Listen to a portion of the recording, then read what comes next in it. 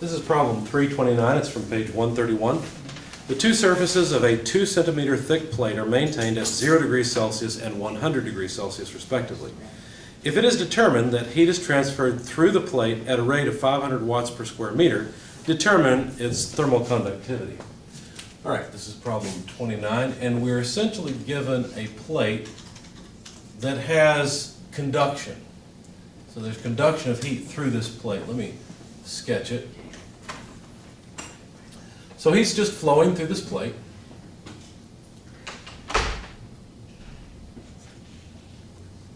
We know that one side of the plate is at 100 degrees Celsius, and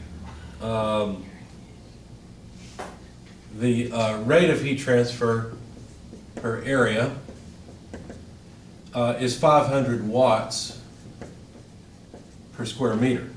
Now the opposite side of the plate that we can't see is held at 0 degrees Celsius. So there's a 100 degree delta T across this 0.02 meter, let's see, yeah, that's 2 centimeters, thick plate. We're supposed to find the thermal conductivity, and we've been given everything except for the thermal conductivity to fill in this equation. Q dot equals negative Ka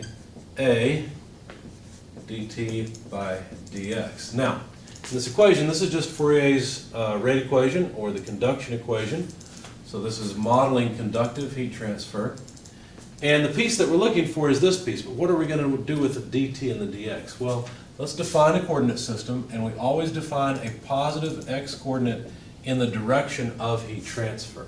The reason for that is this little sign here takes care of us if we do it that way. So we need delta t, so we need T1 less T2. And it really doesn't matter which one I define as 1 and which one's 2, as long as I'm consistent with x1 less x2. So let's just define this side as the 1 side and the other side as the 2 side. So there's side 1, side 2. It doesn't matter what order you take these in, you'll always get the same result. So notice that T1 is higher than T2, so the numerator will be positive. X1, though, is less than x2, therefore the denominator will be negative. That's taken care of by this negative sign.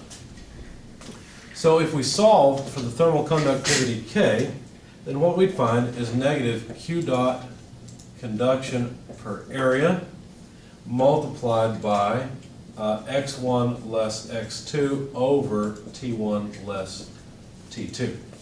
So this would be, let's see, this piece is negative 500 watts per square meter, because I've got to include that negative sign.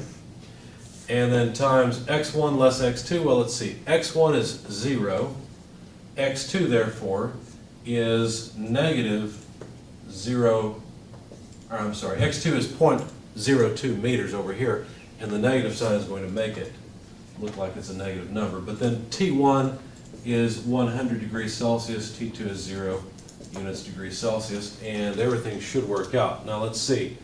The units that we get, we'd have one of the meters go away, so we would have watts per meter per degree Celsius. And here you can really see why the degree Celsius in thermal conductivity is a temperature difference, because it's literally the difference in temperature across this plate.